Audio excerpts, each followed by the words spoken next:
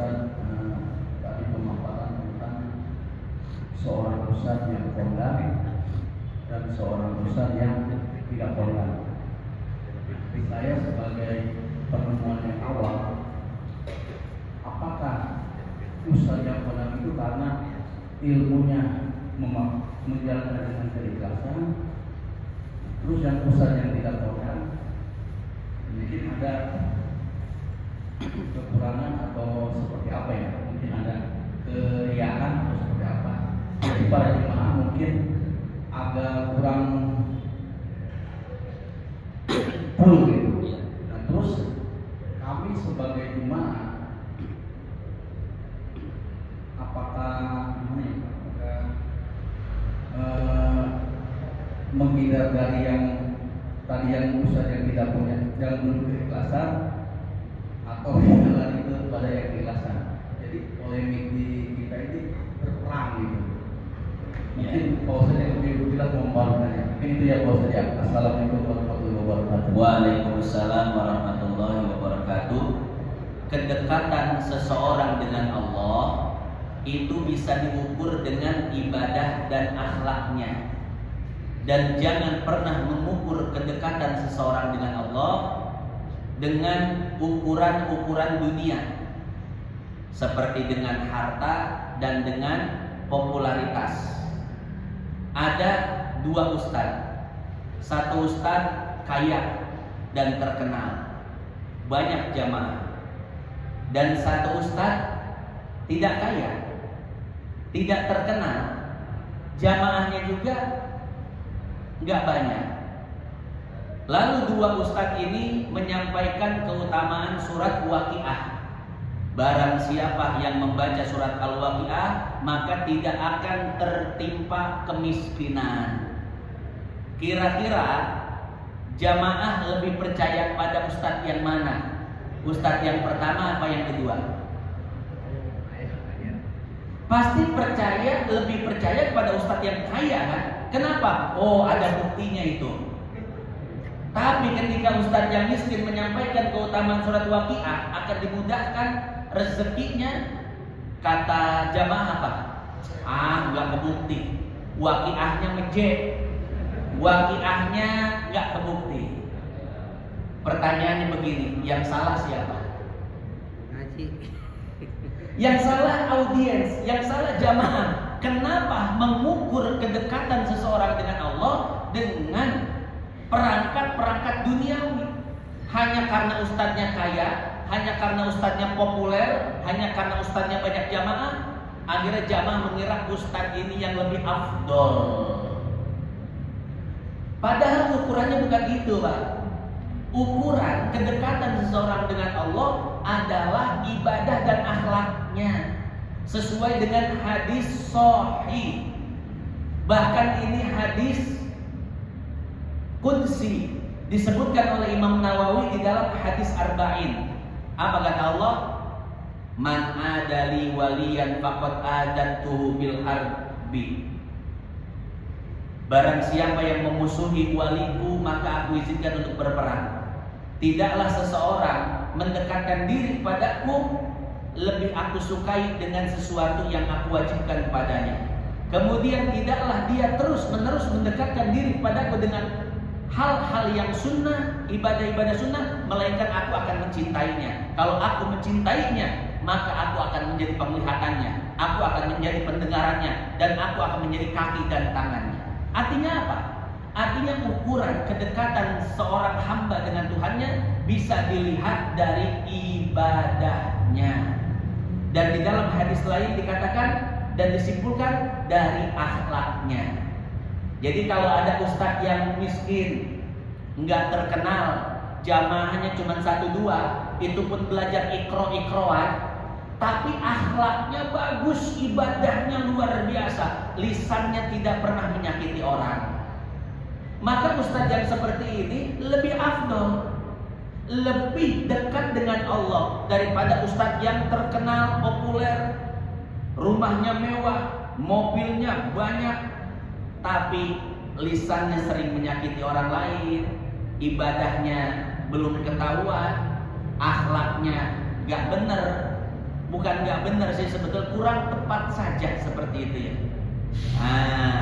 Jadi seperti itu parameter dan barometernya Pak. Jadi kalau kita ingin mengetahui kedekatan seseorang pada Allah, maka lihat ibadah dan akhlaknya. Ini yang dipesankan oleh Al-Imam Abu Yazid Al-Bustami. Beliau mengatakan seperti ini, idza ra'aitum rajulan tarabba'a fil hawa, apabila kalian melihat seseorang bisa terbang di atas udara, wa yamshi 'alal ma, bisa juga berjalan di atas air, fala taqtadubi, jangan kalian ikuti kecuali setelah kalian melihat bagaimana ibadahnya dan bagaimana akhlaknya. Seorang guru yang ibadahnya bagus, akhlaknya luar biasa, ikuti kata Syekh Abu Yazid Al-Bustami. Walaupun tidak ada keanehan-keanehan pada dirinya, nggak bisa jalan di atas air, nggak bisa terbang, nggak bisa nyembuhin orang, tapi dengan melihat ibadah akhlaknya bagus, ikuti dia, karena sesungguhnya itu adalah wali Allah Subhanahu wa Ta'ala. Sebaliknya, jika engkau melihat seseorang bisa menyembuhkan orang sakit, orang usaha pengen apa di itu sama dia, ya dijampe-jampe akhirnya usahanya maju, punya keanehan ini tuh, jangan dulu diikuti kata Syekh Abu Yazid Al-Bustami sebelum kalian benar-benar melihat ibadah dan akhlaknya. Karena yang namanya hal-hal seperti itu, keanehan-keanehan, bukan hanya ditimbulkan oleh orang soleh, dukun juga bisa seperti itu Pak. Ya, sekarang saya tanya ustadz yang suka jampe-jampe, ustadz hikmah, ya, orang kalau pengen usaha datang ke dia, pengen ini datang ke dia. Ustadz yang hikmah seperti itu sama ustadz yang ngaji, yang ngajar alif-alifan, ikro-ikroan, lebih ramai yang mana jamaah? Ustadz semi-semi dukun, betul nggak? Kenapa? Karena jamaah yang dicari oleh jamaah seperti itu. Yang dicari oleh jamaah adalah kesenangan-kesenangan dunia. Ini namanya eksploitasi agama. Menjadikan zikir, menjadikan puasa, menjadikan amalan-amalan agama hanya untuk mendapatkan kesenangan-kesenangan dunia. Maka ilmu tasawuf, ilmu ma'rifat itu penting. Karena ilmu inilah yang akan menyadarkan kita siapa orang yang harus kita ikuti dan siapa orang yang tidak harus kita ikuti. Ya, jadi ukurannya, parameternya seperti tadi Pak ya. Dilihat ibadah dan akhlaknya. Ibadahnya bagus, akhlaknya bagus, ikuti. Walaupun orang seperti itu tidak banyak jamaah, walaupun ngajarnya cuma alif-alifan, ikro-ikroan, walaupun tidak kaya, tidak populer, ikuti, itulah wali Allah yang sesungguhnya. Maka ustadz-ustadz kampung jangan dilupain Pak. Ustadz-ustadz kampung jangan disepelein. Barangkali itu orang yang paling dekat dengan Allah. Kurang lebih seperti itu. Wallahu a'lam bishawab. Ya, masih. Ini lagi Pak. Silakan Pak, masih ada. Pak Kiai, saya mau sharing aja sedikit. Ya.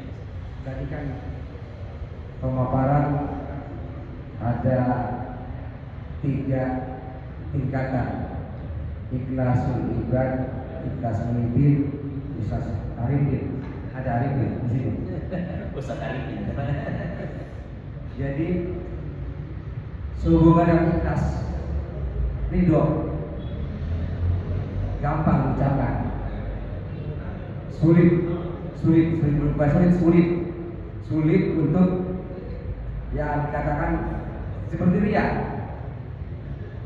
Itu kan yang tahu siapa, bukan Haji Sukri. Kata Haji Sukri, wah si Anu ria. Tidak seperti itu, dalam arti di sini kita ini kan tadi saya tuh merasa ini apa Pak Kiai menerangkan tasawuf tertinggi arifin. Sekarang kita kan rata-rata mengabad. Jadi ibad Arifin. Yang saya tanyakan dalam rangka taqarrub ila Allah, ikhlas karena Allah, apa yang harus kita katakan niatkan dari awal supaya dari ikhlas dari A, B, C seperti Arifin bisa tercapai. Karena ini yang barangkali jamaah sama, nawaitu tujuannya sama, gimana caranya niat kita, ikhlas kita tuh betul-betul lillah. Itu yang saya inginkan, karena saya rasakan kadang-kadang di manusia standar memberi, kadang-kadang ada maunya, bukan karena cinta atau rasa, berarti perlu memaparkan lebih jauh supaya niat ikhlas kita tuh betul-betul lillahi ta'ala. Barangkali itu. Assalamualaikum warahmatullahi wabarakatuh. Waalaikumsalam warahmatullahi wabarakatuh. Pertama begini Pak, buat orang yang gak semangat, semuanya pasti dibilang sulit, walaupun itu mudah. Sebaliknya, buat orang yang semangat, pasti dibilang gampang, walaupun itu sulit. Ya, apa dalilnya? Wa innahu layasirun ala man yassarahullah. Ada sahabat bertanya, wahai Nabi, aku sholat, aku syahadat, sholat, puasa, zakat, haji, apakah aku akan masuk surga? Ya. Bukan itu hadisnya. Hadis yang satu lagi. Yang intinya begini Pak. Intinya adalah kalau kita memiliki semangat yang besar, pasti semuanya akan terasa kecil buat kita. Ya. Termasuk tadi ikhlasul arifin. Bagi orang yang semangatnya lemah, ya sulit. Tapi orang yang memiliki semangat besar, walaupun sulit, dia akan mengucapkan mudah. Itu ambisi saya. Itu tujuan saya. Gimana sih Pak kita sama dunia Pak? Dunia susah loh dicari itu. Pengen jadi orang kaya, sukses susah. Tapi bagi yang semangat, gampang buat saya. Semua pagi, siang, malam dia kerjakan untuk mendapatkan dunia. Sama, mendapatkan akhirat juga. Kalau dari awal bilang susah, nggak bakal dapat. Ya, karena apa? Nggak ada semangat di situ. Nah, kalau seandainya kita benar-benar itu jadi tujuan kita, itu jadi prioritas kita, maka sesulit apapun kita akan mengatakan akan saya perjuangkan. Ya minimal bilang itu ya, walaupun nggak bilang gampang. Sebetulnya di dalam dirinya itu tidak merasa gampang, tapi untuk meyakinkan dirinya karena punya semangat dia bilang gampang. Paling tidak akan saya perjuangkan. Nah, jadi seperti itu. Kemudian terkait dengan bagaimana caranya. Satu-satunya cara itu adalah dengan mempelajari ilmu yang berkaitan dengan hal tersebut. Ya disebut dengan ilmu tazkiyatun nufus atau ilmu tasawuf. Jadi Bapak kalau ingin mencapai ikhlas seperti itu, wayahnya kudu belajar tasawuf. Ya kalau pengen ibadah bener, belajar fikih. Pengen tauhid kuat, belajar akidah.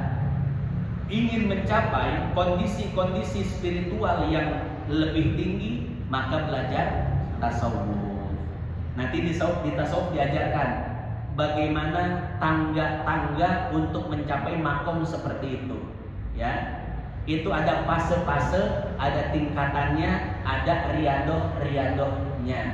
Riadohnya bukan puasa 40 hari diem di kamar, zikir-zikir 10.000, enggak. Itu riadoh qalbiyah saja. Melatih diri, ya. Awalnya mungkin ketemu orang marah besar, nanti ketemu lagi marah dikit, nanti ketemu lagi marah biasa. Intinya ada peningkatan, ada kemajuan dalam hal spiritual. Aku kurang lebih seperti itu Pak Ji. Jadi intinya adalah belajar ilmu tasawuf atau ilmu tazkiyatun nufus. Wallahu a'lam bishawab. Ya kita tutup dengan Al-Quran surat Al-Fatihah. Mudah-mudahan yang sedikit ini bisa bermanfaat jadi tabungan kita di akhirat. Al-Fatihah. A'udzu billahi minasyaitonir rajim. Bismillahirrahmanirrahim. Alhamdulillahirabbil alamin arrahmanir rahim maliki yaumiddin. Iyyaka na'budu wa iyyaka nasta'in ihdinas siratal mustaqim. صراط الذين أنعمت عليهم غير المغضوب عليهم ولا الضالين. Al-Fatihah terakhir kita niatkan untuk jamaah kita yang masih sakit. Pertama Bapak Haji Shihab, yang kedua Ibu Hajjah. Diniatkan juga buat jamaah yang lainnya ya, yang sedang sakit. Mudah-mudahan Allah angkat penyakitnya, diberikan kesembuhan yang sempurna, kesembuhan yang tidak diiringi dengan penyakit-penyakit yang lainnya. Ala hadhihi niyyah al-Fatihah. A'udzu billahi minasyaitonir rajim. Bismillahirrahmanirrahim. Alhamdulillahirabbil alamin. Iyyaka na'budu wa iyyaka nasta'in. Ihdinas siratal mustaqim. Siratal ladzina an'amta 'alaihim ghairil maghdubi 'alaihim waladdallin. Allahumma taqabbal minna salatana wa siyamana wa qiyamana wa ta'limana wa ta'allumana wa tammim taqsirana ya Allah ya Arhamar Rahim. Wa sallallahu ala sayyidina Muhammad an-nabiyil ummi wa ala alihi wa sahbihi wa sallam. Alhamdulillahi rabbil alamin. Subhanakallahumma wa bihamdik nasyhadu an la ilaha illa anta nastaghfiruka wa natubu ilaik. Wassalamualaikum warahmatullahi wabarakatuh.